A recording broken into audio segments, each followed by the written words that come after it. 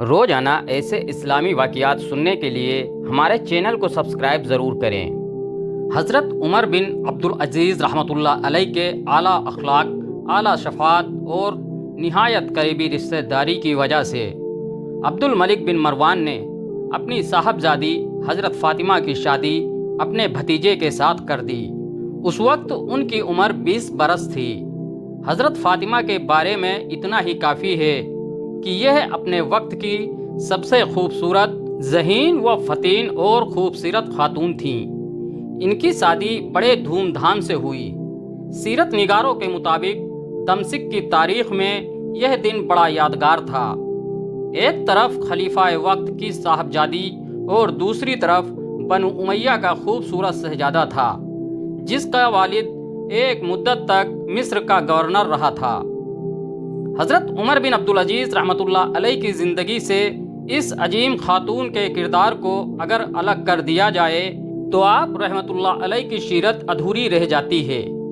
دوستوں، اب اس عظیم خاتون کے بارے میں تفصیل سے بات کرتے ہیں۔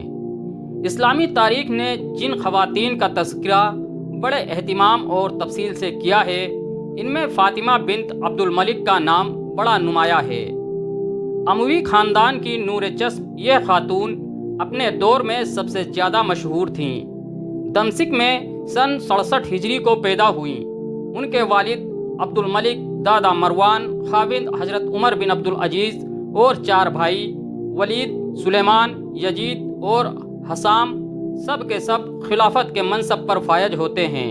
یہ اعزاز و اکرام شاید ہی کسی دوسری عورت کو ملا ہو کہ اس کے ساتھ محارم بہت وسیع و عریض اسلامی مملکت کے خلفاء تھے۔ اس لیے کسی شاعر نے کہا تھا کہ وہ ایک خلیفہ کی بیٹی تھیں، دوسرا خلیفہ اس کا دادا تھا، وہ 4 خلفاء کی بہن تھی اور ایک خلیفہ اس کا خاوند تھا۔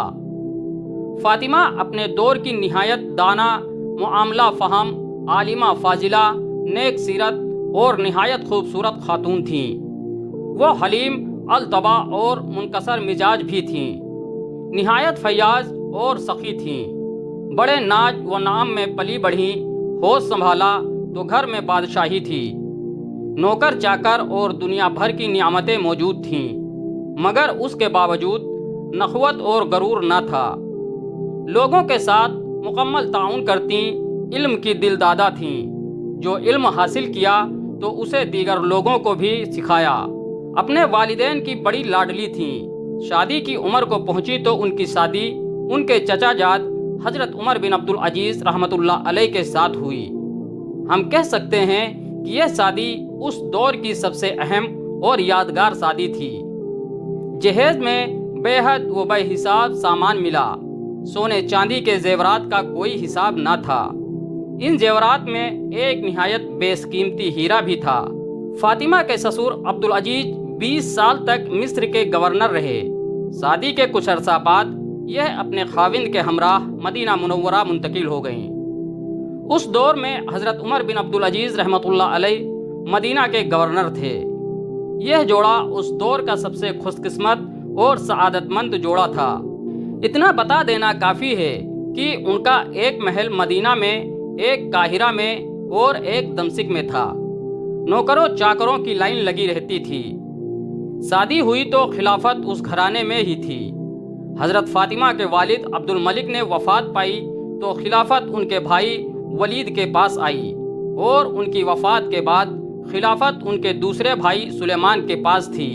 یہ سارا عرصہ حضرت فاطمہ نے نہایت عیش و عشرت میں گزارا۔ خاوند حضرت عمر بن عبدالعزیز رحمۃ اللہ علیہ نہایت محبت کرنے والے تھے۔ مکارم اخلاق کے بلند ترین مقام پر فائز تھے۔ محدث اور متقی و پرہیزگار تھے۔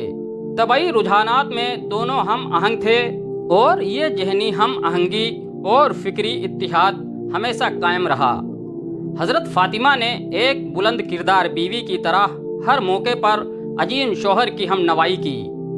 مورخین اور سیرت نگاروں نے شادی کے موقع پر حضرت عمر بن عبدالعزیز رحمۃ اللہ علیہ کے الفاظ نوٹ کیے ہیں۔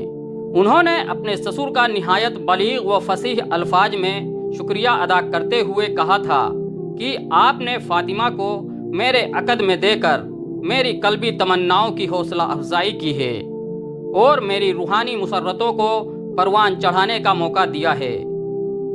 دوستوں، پھر اس گھرانے میں ایک انقلاب برپا ہوتا ہے۔ یہ سن 98 ہجری کا زمانہ ہے۔ شام کے شہر حلب کے قریب ایک چھوٹا سا گاؤں دابق ہے۔ وہاں پر خلیفۃ المسلمین سلیمان بن عبد الملک بیمار ہو جاتے ہیں۔ ان کی اولاد ابھی نابالغ تھی۔ بیماری کی شدت میں اضافہ ہوتا چلا گیا، موت سامنے نظر آنے لگی۔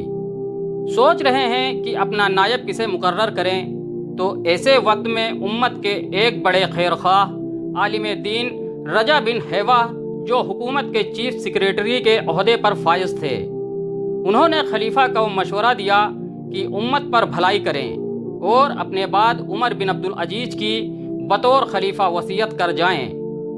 خلیفہ نے کہا کہ رجا، تمہاری بات درست ہے، مگر مجھے ڈر ہے کہ میرے بھائی اسے تسلیم نہیں کریں گے۔ رجا کہنے لگے کہ آپ عمر بن عبد العزیز کے بعد یزید بن عبد الملک کی بطور خلیفہ وصیت کر جائیں۔ سلیمان بن عبد الملک نے اپنے بعد حضرت عمر بن عبد العزیز کی وصیت کی اور یوں وہ خلیفۃ المسلمین بن گئے۔ اب حضرت فاطمہ خاتون اول تھیں، مگر جیسے ہی حضرت عمر بن عبد العزیز خلیفہ بنے، ان کی زندگی میں ایک انقلاب برپا ہو گیا۔ انہوں نے بطور خلیفہ تمام پروٹوکول مسترد کر دیے اور ایک عام شخص کی زندگی اختیار کر لی۔ حضرت عمر بن عبد العزیز کی اور بھی بیویاں اور باندیاں تھیں۔ انہوں نے تمام کو اکٹھا کیا اور کہا، میں ایک ایسی آزمائش سے دوچار ہوا ہوں جس نے مجھے تم سے ایک الگ حیثیت دے دی ہے، لہٰذا تم میں سے جس کا جی چاہے وہ اپنے گھر چلی جائے۔ تو حضرت فاطمہ وہ خاتون تھیں جنہوں نے وفاداری کی اعلیٰ مثال قائم کی۔ انہوں نے محلات کو چھوڑ کر ایک چھوٹے سے مکان میں رہنا پسند کیا اور اپنے خاوند کو ترجیح دی۔ یہ مکان مسجد کے قریب تھا اور کچی اینٹوں سے بنا ہوا تھا۔ اس گھر کی لپائی حضرت فاطمہ خود کرتی تھیں۔ ایک مرتبہ ایران کے علاقے سے کوئی عورت ضروری کام سے امیر المومنین سے ملنے کے لیے دمشق آئی، تو اس نے امیر المومنین کے محل کے بارے میں پوچھا تو لوگوں نے اسے چھوٹے سے گھر کے بارے میں بتایا۔ جب وہ دروازے پر آئیں تو کوئی درباری نہ تھا، ایک چھوٹا سا لڑکا دروازے پر تھا۔ جب وہ گھر میں داخل ہوئیں تو دیکھا کہ ایک شخص مٹی کی اینٹوں سے دیوار بنا رہا ہے اور ایک عورت اسے اینٹیں پکڑا رہی ہے۔ وہ عورت کہنے لگی، بیوی تم اس مزدور سے پردہ کیوں نہیں کرتی؟ وہ کہنے لگی کہ یہ امیر المومنین ہیں اور میں ان کی اہلیہ فاطمہ ہوں۔ دوستوں، خلیفہ کی بیٹی، بہن اور اہلیہ میں اس قدر انقلاب آتا ہے کہ وہ مکمل طور پر اپنے خاوند کے رنگ میں رنگ جاتی ہیں۔ انہوں نے اپنے خاوند کی ہر ادا کو اپنایا، جو انہوں نے چاہا اسے بجا لائیں۔ فقیری اختیار کی، وہ لمبی لمبی نمازیں ادا کرتیں، اللہ کے خوف سے روتیں اور اپنے خاوند کے خیر کے کاموں میں خوب ساتھ دیتیں۔ دوستوں، اوپر ذکر کیا گیا ہے کہ حضرت فاطمہ کے پاس خوب سونا، چاندی، جواہرات اور جاگیر تھی۔ جب حضرت عمر بن عبد العزیز رحمۃ اللہ علیہ نے بنو امیہ کی تمام جائیداد اور جاگیری ضبط کی تو اپنی اہلیہ فاطمہ کی وہ جاگیر بھی باحق سرکار ضبط کر لی، جو انہیں باپ اور بھائیوں نے عطا کی تھی، کیونکہ یہ مسلمانوں کا ہی مال تھا۔ اس پر بھی حضرت فاطمہ نے کسی قسم کے ملال کا اظہار نہیں کیا، بلکہ اپنے شوہر کی ہمنوائی کی۔ جہاں تک سونے، چاندی، ہیرے، جواہرات اور قیمتی سامان کا تعلق ہے، اس کے بارے میں شام کے مشہور محقق عالم دین شیخ علی طنطاوی لکھتے ہیں کہ حضرت فاطمہ کے پاس بڑی مقدار میں سونا اور جواہرات تھے۔ اس دور کی تمام خواتین میں کسی کے پاس بھی اتنے زیورات نہ تھے۔ ایک دن حضرت عمر بن عبد العزیز کہنے لگے، فاطمہ، یہ زیورات تمہارے لیے جائز نہیں، یہ ناجائز طور پر بیت المال سے لیے گئے ہیں۔ تمہارے لیے دو ہی راستے ہیں کہ یا تو مجھے اختیار کر لو اور ان زیورات کو بیت المال میں جمع کروا دو، بصورت دیگر مجھ سے جدائی کا راستہ اختیار کر لو۔ حضرت فاطمہ بھی اسی مدرسے سے فیض یاب تھیں۔ جہاں سے عمر بن عبدالعزیز نے تعلیم پائی تھی۔ فوراً جواب دیا، میں آپ کی رفاقت اختیار کرتی ہوں، اور تمام زیورات بیت المال میں جمع کروا دیے۔ اور پھر ایک دن وہ بھی آیا جب ان کے خاوند کا انتقال ہو گیا اور خلافت ان کے بھائی یزید کے پاس آ گئی۔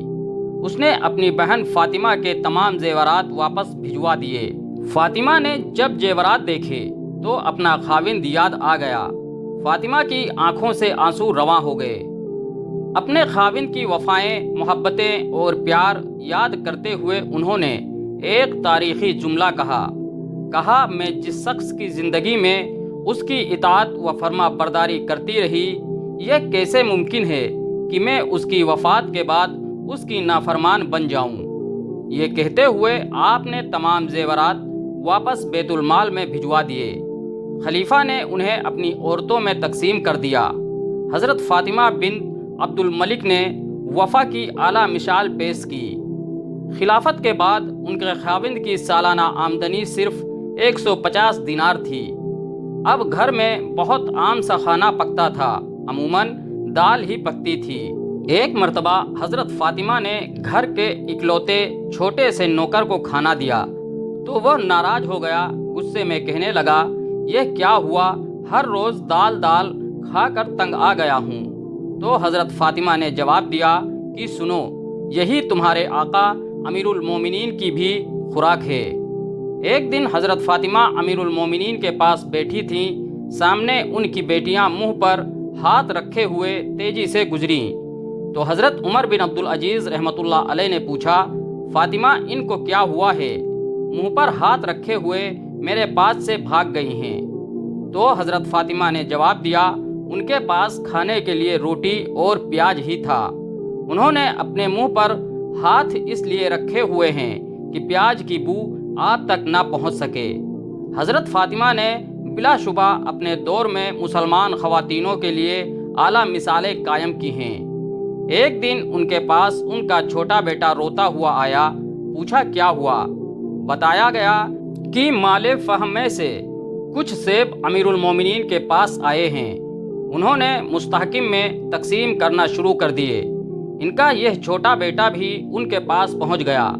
گلابی رنگ کا ایک سیب بچے کو اچھا لگا اور اس نے اٹھا کر منہ سے لگا لیا۔ بیٹے کے ہاتھ میں سیب دیکھ کر امیر المومنین نے بہت گرمی سے بچے کے ہاتھ سے سیب لے لیا۔ چنانچہ وہ روتا ہوا اپنی والدہ حضرت فاطمہ کے پاس آیا۔ ماں کا دل تڑپ اٹھا، اپنی جیب سے کچھ سکے نکالے، ان سے سیب منگوائے اور بچے کو کھلانے لگیں۔ تھوڑی دیر بعد امیر المومنین بھی تشریف لائے۔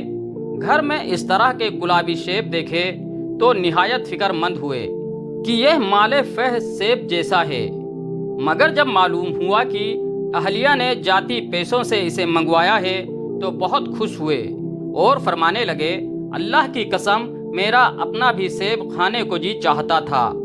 پھر سیب کھایا اور اللہ کا شکر ادا کیا۔ اہلیہ سے بچوں کے بارے میں پوچھا، انہوں نے بتایا تو آنکھوں میں آنسو آ گئے اور فرمایا، فاطمہ اللہ کی قسم میں بچے کے ہاتھ سے سیب نہیں بلکہ اپنے دل سے سیب چھینا تھا، لیکن میں نے اس بات کو اچھا نہیں جانا کہ میں مسلمانوں کے مال فہ کی تقسیم سے پہلے محض ایک سیب کے بدلے اپنی امانت داری کو ضائع کر دوں۔ حضرت فاطمہ جو ایک زمانے میں ریشم و حریر کے بے شمار لباسوں کی ملکہ تھیں اور اپنی ہم عصر خواتین میں خوبصورت ترین لباس پہننے میں معروف تھیں، ایک وقت ایسا بھی آیا کہ ان کے پاس کپڑوں کے صرف 2 جوڑے تھے جنہیں وہ باری باری پہنتی تھیں۔ کھانے کے لیے گھر میں روٹی، پیاز اور دال ہی ہوتی تھی۔ کتنے ہی دن ایسے ہوتے جب وہ بھوکی ہی سو جاتیں۔ انہوں نے اس نئی زندگی میں بھی صبر و شکر کیا اور اپنے رب اور اپنے خاوند کی رضا چاہی۔ اس خاتون کو دنیا سے رخصت ہوئے سینکڑوں برس بیت گئے، مگر وہ رہتی دنیا تک ایک مثال ہے۔ وہ روشنی کی ایسی کرن ہے جن کے وجود سے اسلامی تاریخ کا چہرہ منور ہے۔ واللہ عالم، جزاکم اللہ خیرا۔